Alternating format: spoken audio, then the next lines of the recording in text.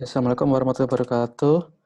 Pada kesempatan pagi hari ini, saya akan mempresentasikan mengenai modul LPR, khususnya pada hari ini, yaitu dari Word modul LPR itu sendiri, ada beberapa yang dilakukan penambahan.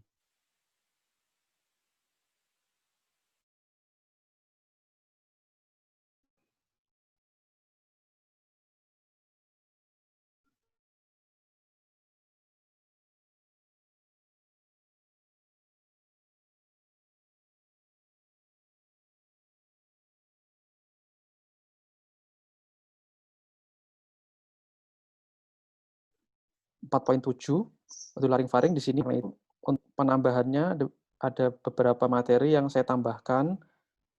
Dari materi awal di modul ini hanya dijelaskan mengenai definisi, ruang lingkup, faktor risiko, etiologi, anamnesis, pemeriksaan fisik, pemeriksaan penunjang, terapi, dan prosedur pemeriksaan laring-faring. Di mana ini merupakan daftar tilik yang perlu dikerjakan. Ini adalah hal yang saya tambahkan untuk mengenali materi LPR. Saya tambahkan lumayan beberapa materi. Yang pertama pendahuluan, saya tambahkan pendahuluan, di mana pendahuluan itu berisi definisi laring-faring yang merupakan aliran balik cairan lambung ke laring-faring, trakea, dan bronkus. Beberapa keluhan yang paling sering dari LPR yaitu throat clearing, rasa batuk yang mengganggu, rasa menggajah di tenggorok, dan suara yang serak. Lalu saya jelaskan juga secara epidemiologis, kasus LPR ini merupakan sekitar 10% dari seluruh pasien yang datang ke dokter THT dan merupakan 15-20% dan sekitar 50% tersebut dari LPR, keluhan utamanya adalah suara serak. Di sini saya tambahkan juga mengenai komponen dari reflux itu sendiri, yaitu merupakan komponen dari asam lambung, pepsin, asam empedu, dan tripsin. Di sini saya cantumkan bahwa pepsin dan asam lambung merupakan komponen yang paling berbahaya yang berhubungan dengan lesi di daerah laring. Karena bisa mencapai pH 6. Reflux ini bisa berbentuk gas, cair, maupun campuran gas dan cairan.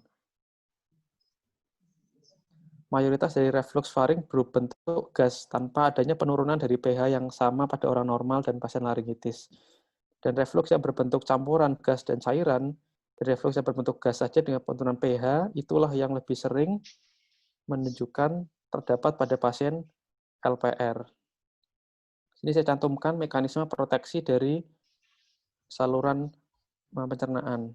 Terdapat khususnya esofagus dari barier, yaitu proteksi fisiologis, yang memproteksi dari reflux, yaitu adanya lower esophageal sphincter, fungsi acid clearance, yaitu fungsi motorik esofagus dan kombinasi dengan gaya gravitasi, ada resistensi mukosa esofagus, dan upper esophageal sphincter. Dari esofagus itu sendiri, bagaimana lapisannya terdiri dari merupakan perpanjangan dari epitel dari faring, yaitu squamous kompleks non-keratin. Bagaimana secara histologis dari mukosa esofagus. Lalu saya tambahkan juga penjelasan mengenai karbonik anhidrase yang secara fisiologis sangat penting untuk merangsang sekresi ion bikarbonat untuk meningkatkan pH reflux dari asam lambung, sehingga bisa mendekati nilai normal. Nah, sedangkan sekresi ion bikarbonat ini tidak muncul pada epitel laring.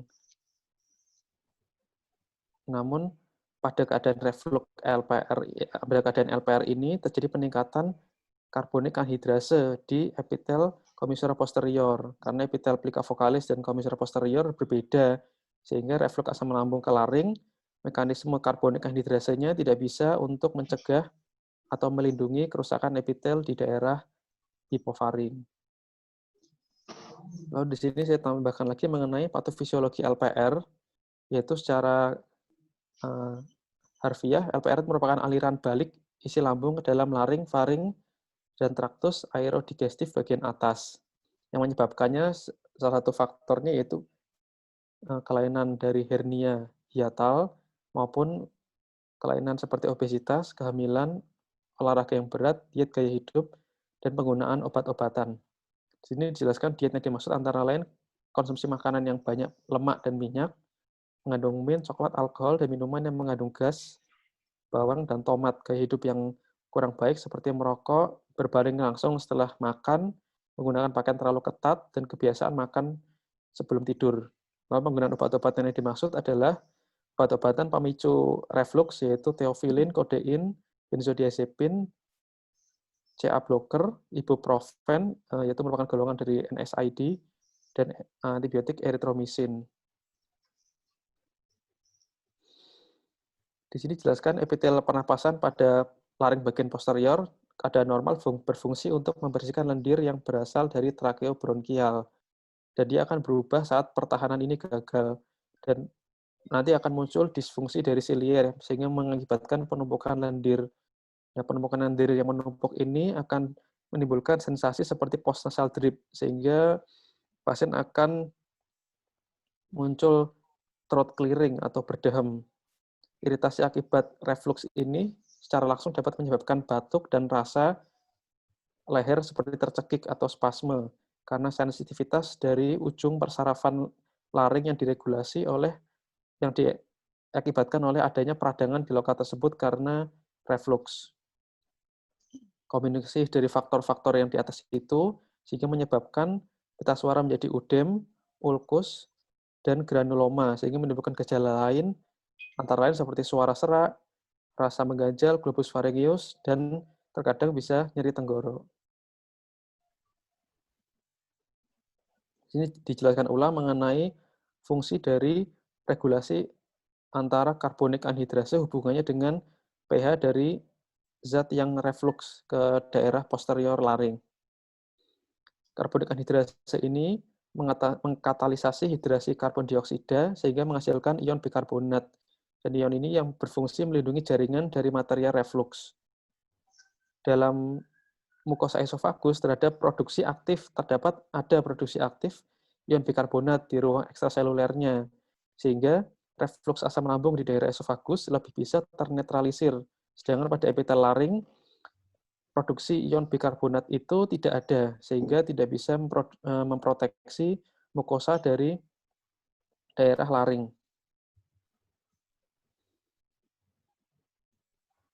Mekanisme yang selain itu dijelaskan pada patofis ini adalah tentang refleks vagal, yang dimana diaktifasi di esofagus bagian distal oleh kandungan reflux yang lewat di daerah tersebut, sehingga menyebabkan bronkokonstriksi, batuk, dan batuknya terus-menerus sehingga menjadi kronik, refleks untuk berdeham, throat clearing berulang kali, sehingga menimbulkan gejala seperti itu. Nah, di sini kami cantumkan juga sebuah hipotesis bahwa reflux non-asam seperti pepsin dan empedu juga bisa merusak mukosa laring, sehingga kedua zat ini juga diduga berperan dalam penyebab LPR. Namun, ada pendapat lain bahwa pepsin hanya bisa berbahaya atau aktif jika lingkungannya asam, yaitu jika bercampur dengan asam lambung, sehingga tidak berbahaya jika terdapat pada lingkungan yang netral, seperti di laring. Selanjutnya kami cantumkan diagnosis dari LPR ini berdasarkan gejala klinis dan temuan pada pemeriksaan fisik dan penunjang. Untuk gejala klinisnya di sini berdasarkan dari RSI yang merupakan penelitian dari Belavsky, yaitu secara epidemiologis dulu bahwa gejala yang paling sering adalah berdeham, batuk, asam mengganjal, dan suara serak. Namun sebenarnya keluhan ini bukan langsung menjurus kepada LPR karena bisa karena lain seperti oleh alergi, penyakit neurologis yang degeneratif, infeksi, gangguan perilaku, obat-obatan, dan keganasan. Karena memang gejala ini sifatnya subjektif dan tidak spesifik, maka untuk mendapatkan diagnosis yang LPR yang akurat harus dikombinasi dengan pemeriksaan yang lebih objektif, yaitu menggunakan laryngoskopi, pH monitoring, dan PPI test, percobaan menggunakan obat proton pump inhibitor.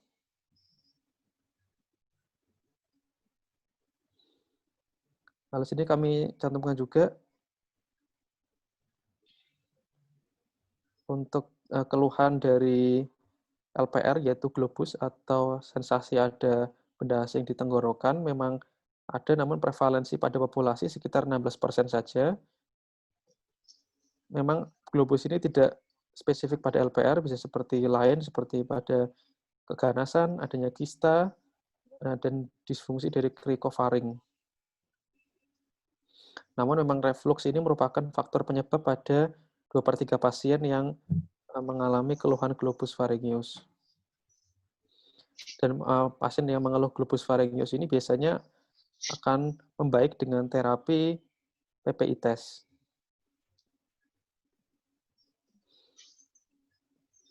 Di sini menggunakan skor dari Belawski, yaitu RSI, yang kita nilai adalah ada 9 poin, adanya suara serak atau problem dari suara,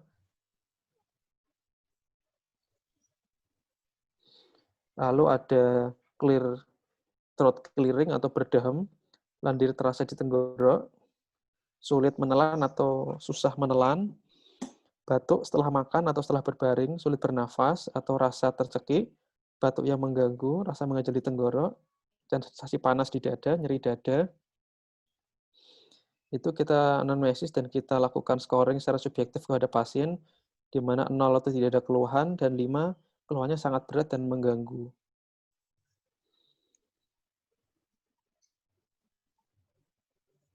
Jadi ini kita anggap memiliki kaitan KR-LPR apabila nilai lebih dari 13. Lalu selanjutnya pemeriksaan yang dilakukan adalah laryngoskopi. Di sini kita melihat tanda-tanda non-spesifik akibat dari iritasi laring dan inflamasi.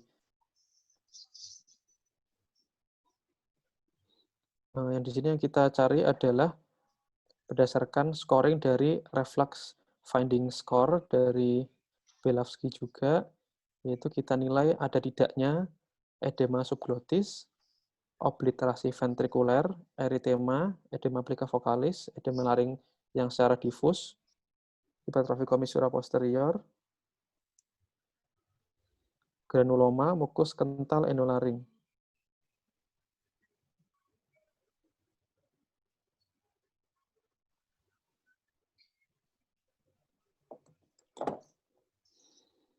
Jadi cantumkan juga hipertrofi tonsil lingualisnya yang grade keberapa.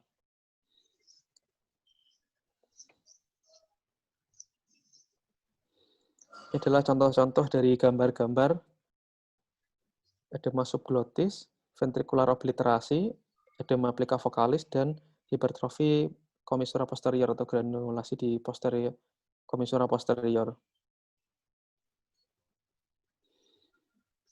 Selain itu juga kami tambahkan pemeriksaan penunjangnya dengan menggunakan pH monitoring. Di sini dikarenakan LPR sering dijumpai, namun untuk diagnosis tidak mudah karena gejala tidak khas dan temuan klinisnya memang tidak sering berhubungan dengan beratnya gejala. Sampai saat ini belum ada pedoman khusus untuk menegakkan LPR secara pasti dan beberapa penelitian mempertimbangkan untuk pH monitoring ini sebagai standar diagnosis. Untuk caranya menggunakan probe dimasukkan dari hidung sampai ujung distalnya di 5 cm di atas sphincter esofagus bawah, lower esophageal sphincter, dan pH monitornya diletakkan di 2 cm di atas sphincter esofagus atas. Jadi sekitar 15 cm dari yang di distal. Dan dimonitoring selama 24 jam. Untuk selama pemeriksaan ini, pasien boleh untuk melanjutkan aktivitas sehari-hari, makan seperti biasa, kecuali makan yang memicu adanya reflux, gas, pedas, dan terasa asam, dan tidak menggunakan obat-obatan yang menyebabkan relaksasi selama seminggu sebelum dilakukan pemeriksaan ini. Kegiatan sehari-hari pasien dicatat. Penurunan pH yang terjadi di sensor dianggap sebagai LPR apabila penurunan pH yang terjadi lebih dari 4. Penurunan nilai pH di faring segera setelah terpapar asam dari bagian distal esofagus. Tidak ada pengurangan pH selama makan atau menelan, atau penurunan pH secara cepat dan tajam. Untuk pemeriksaan selanjutnya adalah PPI test. Di sini merupakan kita gunakan adalah obat-obatan golongan PPI karena merupakan obat yang antireflux yang paling efektif karena dia bisa menekan produksi asam lambung. Ada beberapa penelitian menunjukkan bahwa PPI memang lebih efektif pada pengobatan LPR jika dibanding dengan H2 reseptor antagonis. Yang kita pakai bisa menggunakan omeprazol, esomeprazol, lanso, pantoprazol, dan rabeprazol. Nah, kita gunakan tes PPI ini karena memang pertimbangannya PPI ini obat yang banyak, gampang dilakukan, biaya yang diperlukan juga murah.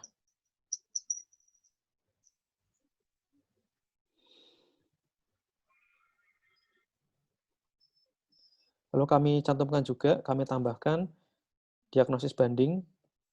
Jika LPR merupakan suatu kondisi yang kronis dan berulang sebagai akibat dari paparan reflux dari material lambung, sehingga kondisi lain yang menyebabkan laringitis kronis juga harus dimasukkan dalam diagnosis banding yang tergantung pada klinis pasien juga. Jika memang ada tanda-tanda infeksi seperti demam, lesu, onsetnya mendadak, dan gejalanya mengarah ke infeksi, berarti diagnosis banding karena infeksi perlu kita pertimbangkan juga, seperti infeksi bakteri, dari daerah supragotik yang sering adalah dari beta hemolyticus grup A, Streptococcus, dan Haemophilus influenza, atau infeksi dari virus. Jika memang onsetnya adalah kronis, kita DD dengan infeksi yang kronis, bisa karena inflamasi kronis, mungkin dengan alergi atau infeksi kronis, atau penyakit granulomatosa, autoimun, dan apabila didapatkan terapi pasca terapi radiasi. Kami tambahkan juga di modul ini mengenai komplikasi LPR, yaitu merupakan manifestasi pada faring dan laring yang kronis, dapat mengakibatkan obstruksi jalan napas karena spasma laring, menyebabkan gangguan pergerakan pita suara, granuloma, stenosis, degenerasi polipoid, dan bahkan bisa mengarah ke karsinoma. Untuk gerakan pita suara dan spasma dikelola dengan cara terapi anti-reflux dikombinasi dengan terapi bicara. Apabila ada lesi di laring seperti granuloma dan stenosis subglotis, bisa menggunakan terapi anti-reflux supaya terjadi resolusi. Pasien dengan terjadi degenerasi polipoid, CA laring, granuloma, dan stenosis bisa dilakukan intervensi secara bedah. Tapi tetap dimulai dengan terapi anti-reflux preoperasi dan pemeliharaan pasca operasinya untuk mencegah tingkat kekambuhan yang tinggi.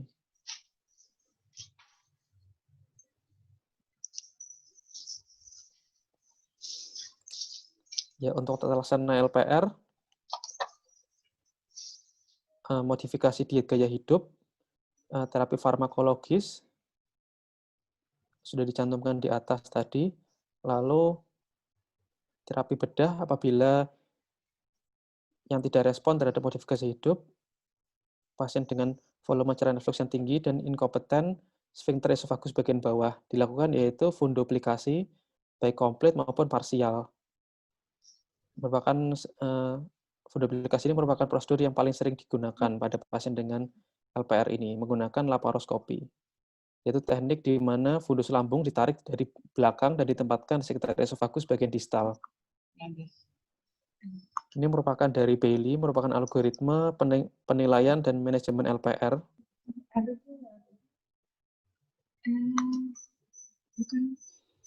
Kemarin diminta juga untuk mencantumkan perbedaan antara LPR dengan GERD. Di sini ada beberapa poin yang perlu kita bedakan. Pertama dari gejalanya, di mana LPR ini dominan suara serak dan GERD ini dominan sensasi panas di dada. Lalu yang kedua, fungsi dari acid clearance atau bersihan dari asam di esofagus, LPR masih baik, namun GERD fungsi acid clear-nya sudah terganggu. Dari motilitas esofagus pada LPR masih baik, pada GERD terganggu, dan pola kemunculannya dari LPR biasanya muncul pada siang hari pada posisi yang upright position atau tidak sedang duduk atau berdiri, lalu GERD posisi supine pada saat berbaring dan muncul lebih pada malam hari.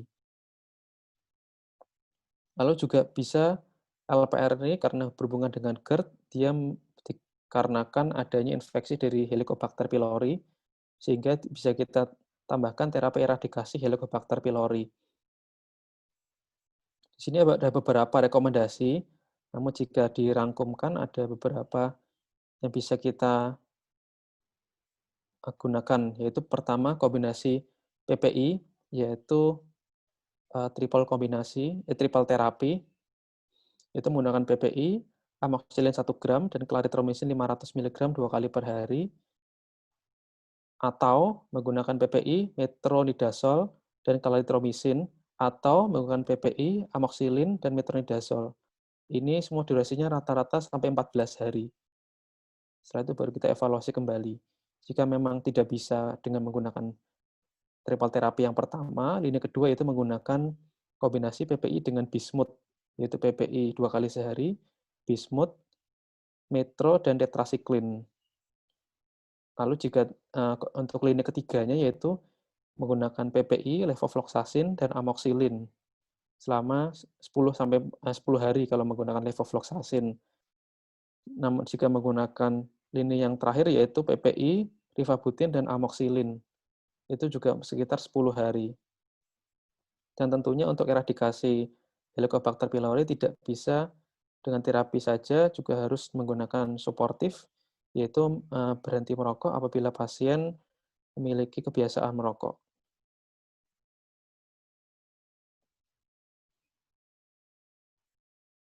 Baik dokter, cukup sekian yang bisa saya tambahkan dari modul yang ada di Perhati dokter. Ya, terima kasih Pak Tias, DFW ya, DFW, dari Ya, rumah, tapi cukup produktif, artinya bisa mengerjakan tugas-tugas yang diberikan. Saya memang minta Pak Tiar untuk merevisi karena kita ini diminta untuk merevisi semua usulan-usulan apa yang kurang. Saya coba kemarin itu memberikan pengarahan ke Pak Tiar apa-apa yang kurang dan mana-mana yang harus ditambahkan. Ternyata Pak Tiar cukup bagus untuk memberikan tambahannya dengan apa yang saya berikan pengarahan dan semuanya yang saya minta untuk menambahkan ternyata dapat semua. Nah, untuk ini nanti ada beberapa yang mungkin kalimat atau apa susunannya masih kita perlu perbaiki lagi karena Pak Syar ini hari terakhir ya? Besok ya hari terakhir. Itu tanggal 30 atau 30 ya? Besok 31. Besok 1. Hari ini terakhir di Lari ya Pak? Oh, iya dok. Iya, hari Ya, terakhir. Iya dok. Habis itu Selasa apa? Udah tahu belum? Belum dari Bu Narti belum. Ya Pak Tiar sudah cukup bagus selama ini di masa pandemi ini cukup aktif dan tindakan-tindakan juga hayo berani ya untuk melakukan tindakan sudah bisa mengerjakan yang syarat yang postes LD untuk TE-nya belum pernah bimbingan ya. Belum dok. Nah, untuk LPR selama ini berapa kali mengerjakan Pak CDS? Cukup sering dokter selama saya masuk dok. Cukup sering ya, jadi sudah cukup paham ya apa yang harus dikerjakan untuk diagnosisnya tetap harus ya kita sepintas apal RSI ya, RFS apal, tapi perlu untuk awal-awal perlu pakai panduan. Artinya untuk menentukan RFS itu tidak mudah. Mungkin satu orang dengan orang lain akan beda cara menilainya. Maksudnya ini udah ngeluarin khususnya grade berapa sih? Grade 2 apa grade 4 harus kita diskusi dalam hal menentukan scoring daripada RFS. Kalau RSI sih memang sangat subjektif ya, karena pasien yang harus mengisi. Tapi kalau pasiennya itu agak bingung ya perlu kita arahkan caranya mengisi dari skor nilai terendah kalau nggak ada 0, nggak ada gejala sampai ada yang gejala berat 5 itu memang perlu kita jelaskan sampai dia jelas. Artinya kadang-kadang perlu kita berikan gambaran tuh kalau nyarinya begini ini nomor sekian, kalau ibu masih bisa begini nomornya sekian misalnya begitu. Jadi hampir kayak istilahnya FAST itu ya, bisa untuk menilai skor 0 sampai 5. Yang RFS ini yang perlu kita menyamakan persepsi. Artinya ini UDIM enggak sih? Nah, itu Pak. Mana sih granuloma itu yang benar di mana tempatnya granuloma? Terus kalau mau bilang itu hipertrofi komosura posterior misalnya kan harusnya ada contoh-contoh grading daripada hipertrofi posterior, komosura posterior. Itu juga sangat agak susah ya, apalagi pasiennya kalau saya lakukan menilai dengan agak lama untuk memperhatikan, tapi bisa mengulang kembali dengan video yang ada didokumentasikan jadi komputer yang ada. Tapi dengan seperti itu ya butuh waktu lama lagi untuk mengkaji daripada hasil RFS ini. Bisa juga dengan ya dari itu apalagi masa seperti ini mau dipakai flash disk, copy, kemudian diskusi sebentar, ini loh menyamakan persepsi scoring daripada RFS itu seperti ini, gitu ya. Jadi sama sebenarnya RSI dan RFS masih banyak subjektivitasnya karena masing-masing orang ya, kecuali kalau udah jelas misalnya seperti polip itu kan bisa jelas ya, atau ada karena ada beberapa yang harus dinilai. Dan kalau UDIM itu hiperemis itu seperti apa, UDIM seperti apa, kadang-kadang juga tergantung dari monitornya. Layar monitornya kadang-kadang juga gambarnya nggak begitu jelas. Apalagi kalau sudah masuk ke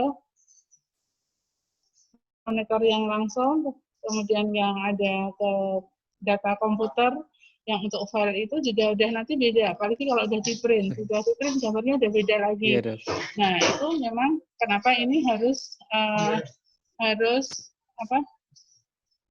benar-benar kita melihat langsung secara visual ya. Jadi lihat langsung ke monitornya, bisa kita gerak-gerakkan. Ini udahnya seberapa derajatnya? Maksudnya grade-nya berapa? Premis atau bukan? Itu kalau ke layar monitor jelas. Makanya kenapa harus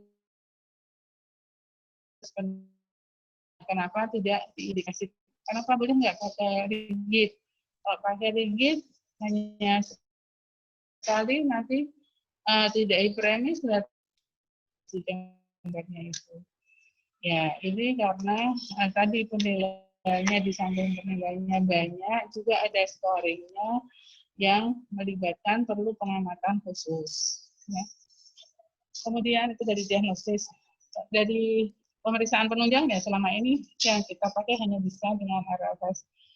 Sebenarnya ya kita bisa untuk mengusulkan vaksin tes ya dengan rapid vaksin, cuman ya belum mengusulkan ke rumah sakit. Nanti apalagi kan didasarkan dengan hasil tesis yang sebelumnya itu sepertinya baru sekali dan belum bisa dipakai untuk acuan ya, untuk membuat BPK-nya untuk diusulkan vaksin tes. Karena tujuannya waktu penelitian vaksin tes oleh Dr. Naya itu kan ditujukannya kalau tidak punya FOL, endoskopi fleksibelnya tidak punya, sehingga di daerah bisa nggak dengan vaksin tes, hanya dengan memakai istilahnya rapid test ya. Kemudian pemeriksaan lain belum kita kerjakan di sini. Kemudian untuk terapi ini yang sering yang diberikan dalam follow up itu teman-teman sepertinya kurang baca ya dalam hal pemberian terapi LPR ini. Kapan terutama dalam memberikan koreksi komorbidnya atau faktor resikonya. Ini harus dikoreksi atau tidak, itu juga penting ya pada pasien ini. Jadi bisa kolaborasi, misalnya pasien ada rinitis alergi, kemungkinan faktor risiko dari alergi. Oh, jangan-jangan ini esofagitis, eosinofilik misalnya. Nah, ini juga kemarinnya kalau itu ya. Makin di sini kita akan memperbaiki modul-modul karena sesuai dari kode atau kolegium itu kita dari sentra-sentra pendidikan semuanya ditugaskan untuk membantu koreksi atau memberikan tambahan atau pembetulan ya istilahnya dari modul-modul yang telah diberikan. Gimana Pak Tia? Oke, Dok. Dengar ya? Dengar, Dokter. Menurut Pak Tia gimana? Sudah paham betul tentang LPR di daerah nanti? Pernah menang malah bertambah, sedangkan waktu di fleksibel ternyata tidak seberat yang banyak dia seperti keluhkan. Itu, Dok, di klinik, Dok. Nah itu makanya kita kembali lagi ke faktor risikonya. Apakah sudah dikoreksi apa belum, ya. Jadi kalau tidak sesuai itu perlu kita reanamnesis. Setiap pasien datang itu anamnesisnya yang kurang apa tetap ditanyakan. Kita selalu mencari faktor risiko apa yang membuat dia tidak sembuh. Kadang-kadang memang susah karena merasa penyakitnya ini meskipun mengganggu sebenarnya, pasien merasa ini nggak mematikan, sehingga pasien sendiri untuk edukasi yang sudah diberikan tidak mau melakukan ya istilahnya, tidak mengindahkan. Artinya Bu makannya harus begini, Ibu harus pola hidup sehat misalnya. Mengurangi seperti kemarin yang diwacanakan itu bisa kita kolaborasi konsultasi ke gizi klinik, itu mungkin lebih pas. Jadi kita memberikan terapi etiologi dan ininya untuk gizi, kita bagi-bagi tugas nih. Bagian gizi biar yang mengedukasi, mungkin dengan begitu pasien akan lebih patuh untuk dietnya. Setuju nggak Pak? Enggak, Dok. Ya, disetujui. Nah, kalau di sentra pendidikan kan, apalagi rumah sakit tipe A, pastinya itu tidak membebani rumah sakit, justru itu yang diharapkan. Multidisiplin untuk mengerjakan komprehensif menangani satu pasien. Tapi kalau di daerah ya Pak Tiar sendiri semua. Tapi kalau sudah ada gizi klinik, wajib itu untuk kerjasama ya. Dokter Kanti mungkin ada tambahan? Halo, Dokter Kanti. How are you today? Fine? Healthy? Alhamdulillah. Baik, Dok. Gimana, Dok, kabarnya, Dok? Alhamdulillah. Ada pasien yang satu keluarga kena COVID nih, lagi pusing tadi malam. Subhanallah, di mana, Dok? SPKJ. SPKJ istri dan anaknya kena. Periksa ke klinik. Saya ditugaskan untuk gimana ya, teman semua alumni takut untuk ketemu saya sendiri. Bingung juga, mau bantu apa, bingung. Sepertinya ya kita seperti itu psikologisnya. Ya, maksudnya kita tetap hati-hati meskipun pasien LPR tidak menutup kemungkinan pasien ini OTG ya. Hati-hati ya, tetap hati-hati, tetap OTG, apalagi kita berhubungan dengan orofaring, pastilah meskipun dari RRS cukup, kalau menurut saya kalau tenggorokannya tidak perlu diperiksa, nggak usah lah diperiksa. Periksa aja dari RSI. RSI kalau udah cukup, tidak perlu buka mulut ya, nggak usah buka mulut. Tapi kalau misalnya buka mulut, jangan lama-lama, sepintas saja, kemudian kamu ingat-ingat lagi apa yang tadi kamu lihat. Misalnya tonsilnya bagaimana, dinding faringnya gimana, apakah ada faringitis kronik, apa ada tonsilitis kronik, sepintas gitu aja. Apakah ada postnasal drip. Nah, kalau ada postnasal drip, ya kamu tambah lagi pemeriksaannya rinoskopi anterior. Ya kan, jangan-jangan ada RSK, misalnya gitu.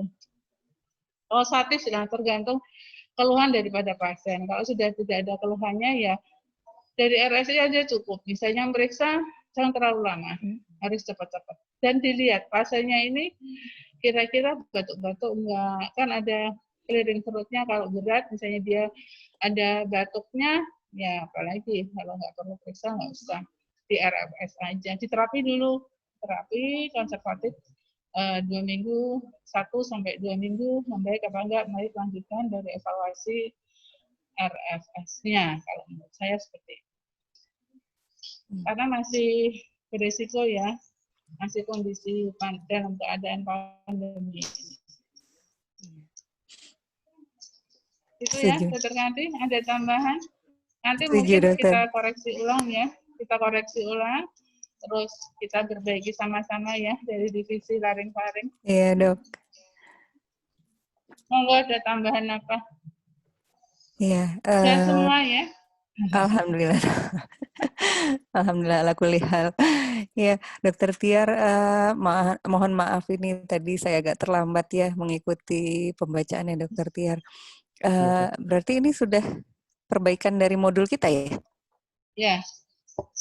Makanya ini terlambat tadi, Dok. Makanya ini saya minta dibuat enggak pakai PPT, jadi langsung word-nya di ini kan kita. Nah, jadi kita biar bisa langsung ya. Iya, malah komplit banget jadinya, jelas sekali nih ya sebenarnya. Iya, Pak Tiar bagus secara presentasi, memang Pak Tiar jago. Yang lain harus bisa kayak Pak Tiar. Kalau ada yang lebih bagus lagi, Pak Tiar tingkatkan lagi. Iya. Ya, jadi nanti bisa kita ajukan untuk kalau ada perbaikan modul gitu, Dokter ya? Ya, kalau ada permintaan dari Kodi, nanti ini kita revisi ulang, kita berdua memberikan ini, nanti sambil minta masukan dari Dokter Eri juga, karena LPR ini tidak hanya di laring-faring, tapi juga ada di DE juga. Betul. Ya. Mungkin nanti bisa dibantu Pak Tiar untuk referensinya ditambahkan di masing-masing paragraf seperti bikin tujuan pustaka gitu ya Pak Tiar ya? Iya Dok, bisa Dok. Jadi kita dibantu. Jangan lupa referensinya dimasukkan Pak Tiar, mungkin kalau masih ingat citasinya diberikan di situ dulu. Kalau yang Pak Tiar baca di mana, masukkan. Ya, biar nanti kalau selanjutnya kita mau ini lagi, biar lebih gampang tidak nyari ini dari mana. Iya. Itu ya Pak Tiar kan masih di rumahnya. Oke Dok, siap Dok. Daripada bengong Pak, bermanfaat sekali. Insya Allah sangat bermanfaat amal jariah. Insya Allah Pak Tiar untuk semuanya. Kan pasti ini dipakai terus Pak Tiar. Insya Allah Dok. Benar, ini bermanfaat banget ya Dokter ya. Jadi amal jariahnya juga nih Pak Tiar. Ya. Ya, memberikan ilmu jangan sungkan-sungkan, berilah ilmu sebanyak mungkin ke semuanya, yang terutama yang sangat membutuhkan, itu akan sangat bermanfaat. Iya, amin. Pak Tiar mau lihat diagramnya untuk bagian step by step penegakan diagnosisnya, algoritmanya. Tadi yang awal tadi.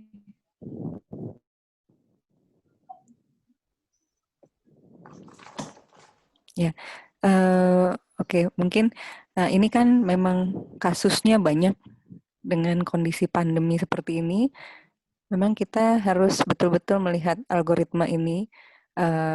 Kapan sih kita harus benar-benar mengevaluasi sampai dengan finding score-nya. Jadi tandanya harus kita lihat itu kapan kalau dalam fase pandemi ini. Mungkin Pak Tiar bisa sekali lagi agar yang ikut di sini berapa orang nih residen yang participants-nya ini sekitar 20-an orang di sini ya participants-nya. Jadi residen-residen yang lain juga akan ingat kembali bahwa apalagi di fase pandemi ini kita memungkinkan nggak sih melakukan hanya RSI saja ataukah ada waktu di mana kita harus banget melakukan pemeriksaan untuk finding score-nya yaitu dengan laringoskopi fleksibel karena kita tahu sendiri tadi ya memang ini resikonya tinggi untuk melakukan laringoskopi fleksibel karena pasti pemeriksaannya dekat dengan saluran nafas. Ya, bisa dijelaskan kembali Pak Tiar untuk algoritma ini saja, mungkin hanya untuk mengingatkan kembali saja untuk rekan-rekan nasiden yang lainnya. Ya, dokter, untuk Ya. yang bisa saya tangkap dari algoritma ini, dok, ketika pasien datang perlu kita mengarah ke LPR, tentunya perlu kita scoring dulu menggunakan RSI Di Zoom dulu dan aja, Pak. Bisa nggak? bisa, dok. Diperbesar sedikit. Nah, ya, oke.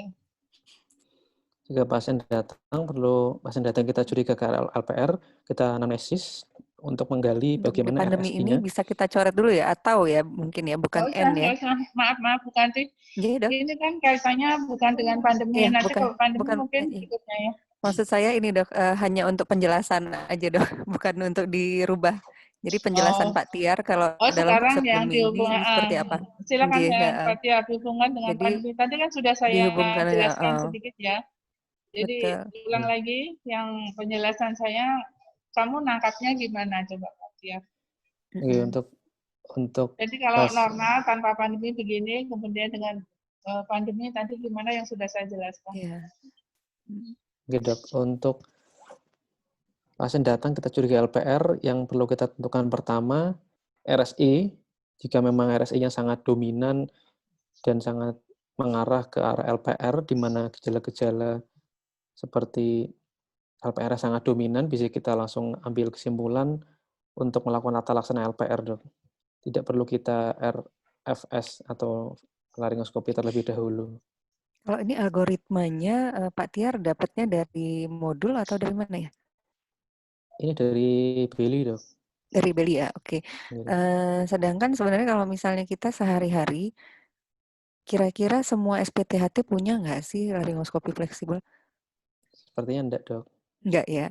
Jadi apakah ini algoritma yang resmi atau algoritma yang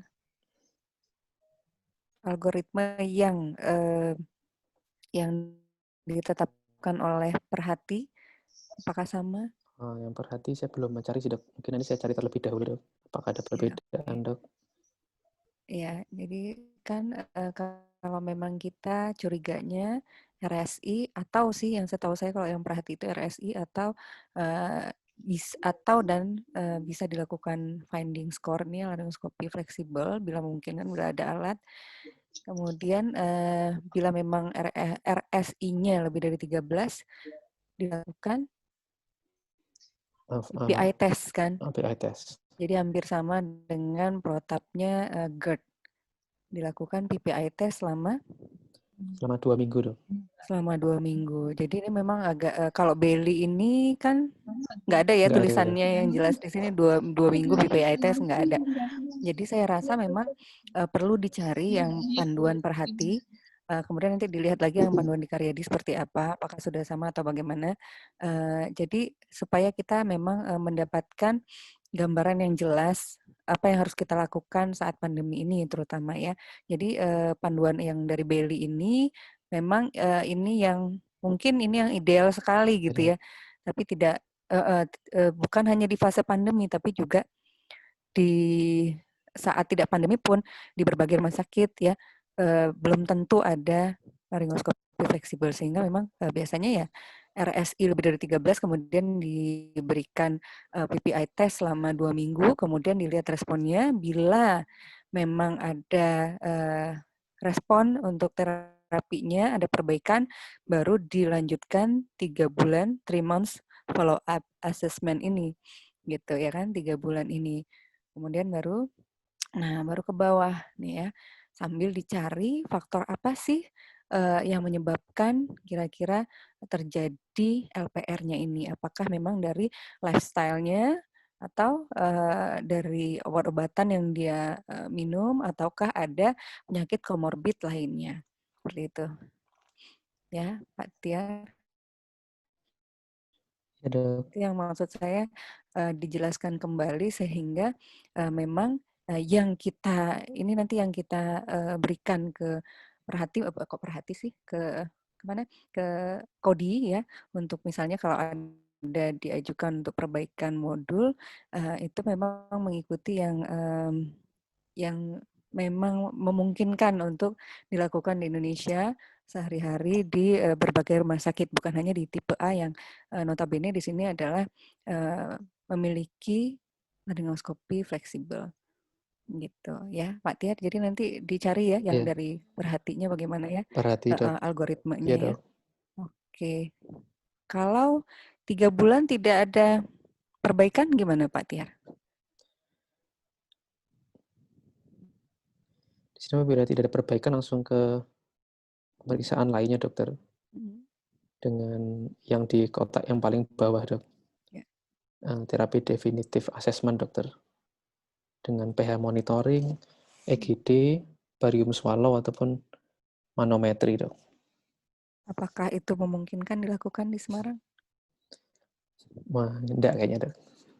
Tidak. Ada hal lain enggak yang harus kita cari?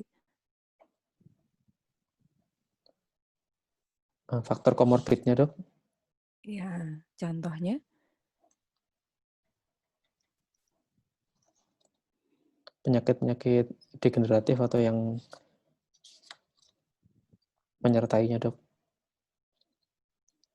contoh dekat kayak sinusitis seperti itu ya. Iya. Jadi banyak juga nih pasien yang datang ternyata LPR-nya ini karena ada sinusitisnya. Jadi sinusitisnya tidak diperbaiki, tidak diobati, LPR-nya ternyata ya berpengaruh sekali untuk terjadinya LPR yang berulang. Gitu. Ya, jadi harus dicari faktor-faktor lain ya, faktor komorbid atau penyakit-penyakit lainnya. Oke, ya saya rasa itu ya. Jadi untuk semua PPDS, kalau pembacaan modul juga dilihat lagi algoritmenya. Jadi algoritma dari penegakan diagnosis sampai dengan penata laksanaan, bahkan sampai dengan follow up-nya, edukasi-edukasi ke pasien ya. Untuk ujian USC nasional itu sangat diperhatikan sekali, step by step-nya itu harus runut, sistematis. Jadi alur pikir, mindsetting kita sudah terbentuk dari sekarang.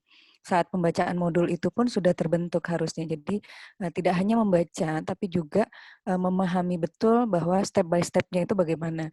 Dari pasien datang keluhan, jelas yang namanya pasien itu datang dengan keluhan, sehingga ingat kembali timeline yang pernah saya ajarkan, yang pernah kita ajarkan, timeline penyakit dari based on keluhan.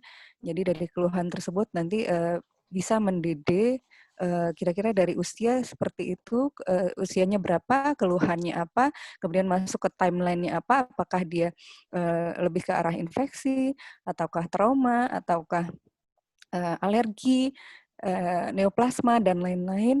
Kemudian masuk nanti ke algoritma dari anamnesis, pemeriksaan fisik, pemeriksaan penunjang, kemudian diagnosis banding dimasukkan kembali, kemudian diagnosis sementara, diagnosis kerja, kemudian KIE-nya, komunikasi, informasi, dan edukasi, serta profesionalitas kita sebagai seorang SP1. SP1 yaitu seorang spesialis yang belum konsultan, kemudian apabila memang membutuhkan rujukan ke tipe A atau yang ke konsultan, itu bagaimana ininya, alurnya. Jadi ini profesionalitas kita sebagai seorang spesialis nanti juga dijaga dari, jadi harapannya memang dari ujian nasional itu kita betul-betul bisa melihat pasien secara utuh ya. Jadi bukan maksud saya hanya ujian nasional, tapi sebagai seorang spesialis, dan itu memang kelihatan jelas dari ya cerita yang kemarin yang ujian nasional ya. Memang ujian nasional itu bukan hanya single diagnosis bahkan ya. Jadi ada beberapa diagnosis yang ujian nasional. Siapa di sini? Bu Lucia hadir? Bu Lucia? Nggak ada. Siapa yang udah ujian nasional? Nggak ada ya? Nggak ada yang hadir. Bu Lucia? Bu Lucia, halo? Mohon izin ada dokter. Ya, Bu Lucia mungkin bisa diceritakan.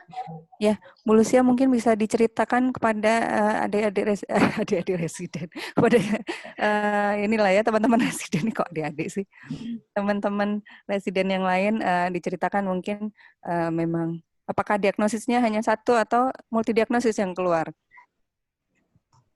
Yang izin dok, yang pada saat menentukan LPR itu dokter. Bukan.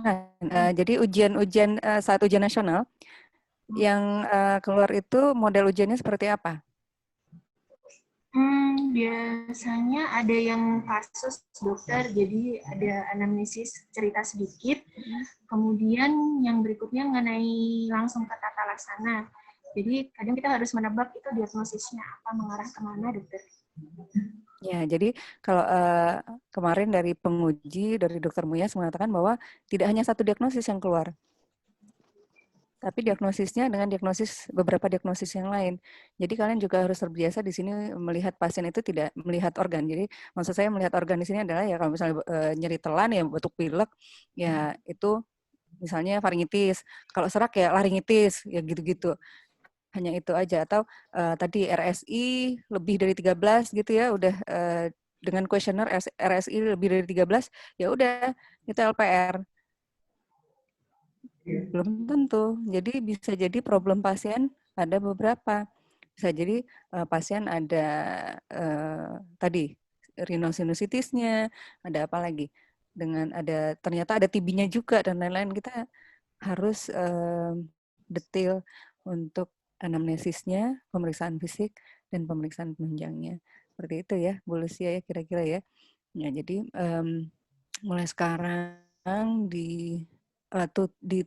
ditata kembali ya, runutkan kembali sistematisasi otak, mind setting-nya dirunutkan kembali. Kalau melihat pasien, coba dilatih ilmu anamnesis pemeriksaan fisiknya itu yang runut sehingga dapat daftar masalah baik aktif, pasif, anamnesis, secret 7, fundamental 4, semuanya dikeluarin, dilatih kembali sehingga nanti tidak ada yang terlewat. Gitu. Gitu Dokter Far, matur nuwun dokter. Sudah, saya kira cukup. Terima kasih, Pak Tia. Ya dok, sama-sama dok. Ya. Assalamualaikum warahmatullahi wabarakatuh. Salam Waalaikumsalam sehat. warahmatullahi wabarakatuh. Semangat selalu. Dokter. Oke, sehat dok. Pak Tia, referensinya tolong dilengkapi tadi. Oh iya dok, siap dok. Iya dok, Ya. saya cantumkan. Oke. Ya. Izin live Dokter Far. Izin live ya dok. Assalamualaikum dok, sehat selalu.